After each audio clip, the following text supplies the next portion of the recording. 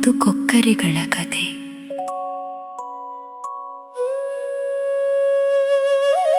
ಒಂದಾನೊಂದು ಕಾಲದಲ್ಲಿ ಒಂದು ದಟ್ಟವಾದ ಕಾಡಿನಲ್ಲಿ ಸುಂದರವಾದ ಕೆರೆ ಇತ್ತು. ಆ ಕೆರೆಯಲ್ಲಿ ಕಂಬುಗ್ರೀವ ಎಂಬ ಹೆಸರಿನ ಆಮೆಯೊಂದು ವಾಸಿಸುತ್ತಿತ್ತು. ಅದೇ ಕೆರೆಯ ದಡದಲ್ಲಿ ಸಂಕಟ ಮತ್ತು ವಿಕಟ ಎಂಬ ಎರಡು ಕೊಕ್ಕರೆಗಳು ವಾಸವಾಗಿದ್ದವು. ಈ ಮೂವರು ಬಹಳ ಆಪ್ತ ಸ್ನೇಹಿತರಾಗಿದ್ದರು. ಬರಗಾಲದ ಭೀತಿ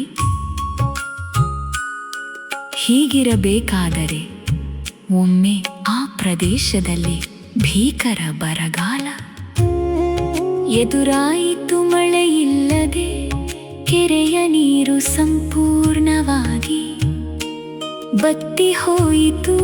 ನೀರಿಲ್ಲದೆ ಅಲ್ಲಿನ ಪ್ರಾಣಿ ಪಕ್ಷಿಗಳು ಪರದಾಡತೊಡಗಿದವು. ಕೊಕ್ಕರೆಗಳು ಹೇಗಾದರೂ ಮಾಡಿ ಬೇರೊಂದು ನೀರಿನಿಂದ ತುಂಬಿರುವ ಕೆರೆಗೆ ವಲಸೆ ಹೋಗಲು ನಿರ್ಧರಿಸಿದವು. ಆದರೆ ತಮ್ಮ ಪ್ರಾಣ ಸ್ನೇಹಿತ ಆಮೆಯನ್ನು ಬಿಟ್ಟು ಹೋಗಲು ಅವುಗಳಿಗೆ ಮನಸ್ಸಿರಲಿಲ್ಲ.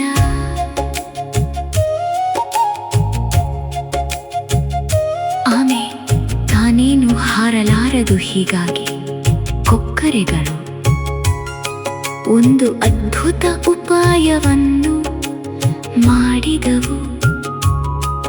ಒಂದು ಗಟ್ಟಿಯಾದ ಮತ್ತು ಉದ್ದವಾದ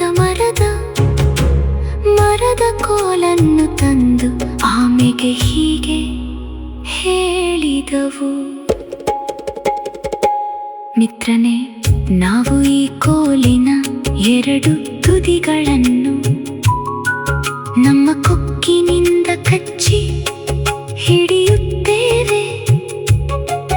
ನೀನು ಈ ಕೋಲಿನ ಮಧ್ಯಭಾಗವನ್ನು ನಿನ್ನ ಬಾಯಿಂದ ಗಟ್ಟಿಯಾಗಿ ಕಚ್ಚಿಕೊಂಡು ಜೋತು ಬೀಳು. ನಾವು ನಿನ್ನನ್ನು ಹಾರಿಸಿಕೊಂಡು ಹೋಗುತ್ತೇವೆ. ಆದರೆ ನೆನಪಿರಲಿ, ಪ್ರಯಾಣದ ಮಧ್ಯೆ ನೀನು ಯಾವುದೇ ಕಾರಣಕ್ಕೂ ಮಾತನಾಡಬಾರದು. ಒಂದು ವೇಳೆ ಮಾತನಾಡಲು ಬಾಯಿ ಬಿಟ್ಟರೆ ನೀನು ಕೆಳಗೆ ಬಿದ್ದು ಸಾಯುವುದು ಖಚಿತ. ಆಮೆ ಕೊಕ್ಕರೆಗಳ ಮಾತಿಗೆ ಒಪ್ಪಿಕೊಂಡಿತು. ಅದರಂತೆ ಕೊಕ್ಕರೆಗಳು ಹಾರಲು ಶುರು ಮಾಡಿದವು. ಮೂವರು ಆಕಾಶದಲ್ಲಿ ಹಾರುತ್ತಾ ಒಂದು ಹಳ್ಳಿಯ ಮೇಲಿನಿಂದ ಹೋಗುತ್ತಿದ್ದರು. ಆಮೆಯ ಮೂರ್ಖತನ ಆಕಾಶದಲ್ಲಿ ಕೊಕ್ಕರೆಗಳ ಜೊತೆ ಆಮೆ ಹಾರಿಕೊಂಡು ಹೋಗುತ್ತಿರುವುದನ್ನು ಕೆಳಗಿದ್ದ ಜನರು ನೋಡಿ ಆಶ್ಚರ್ಯಚಕಿತರಾದರು. ನೋಡಿ ನೋಡಿ, ಆಮೆಯೊಂದು ಆಕಾಶದಲ್ಲಿ ಹಾರುತ್ತಿದೆ, ಎಂತಹ ವಿಚಿತ್ರ ಎಂದು ಕೂಗಿಕೊಳ್ಳುತ್ತ ಕೈತಟ್ಟಿ ನಗತೊಡಗಿದರು. ಜನರ ಈ ಗದ್ದಲವನ್ನು ಕೇಳಿ ಆಮೆಗೆ ಸಿಟ್ಟು ಬಂತು.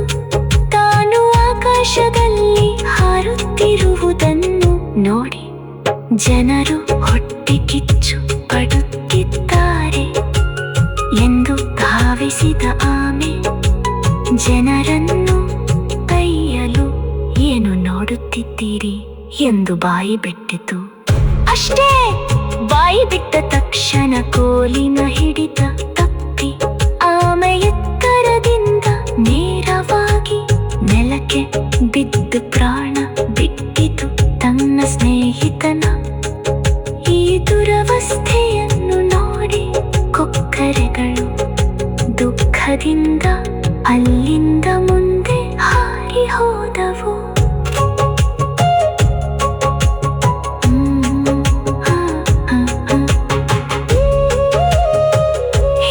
ಬುದ್ಧಿವಾದವನ್ನು ಯಾವಾಗಲೂ ಕೇಳಬೇಕು.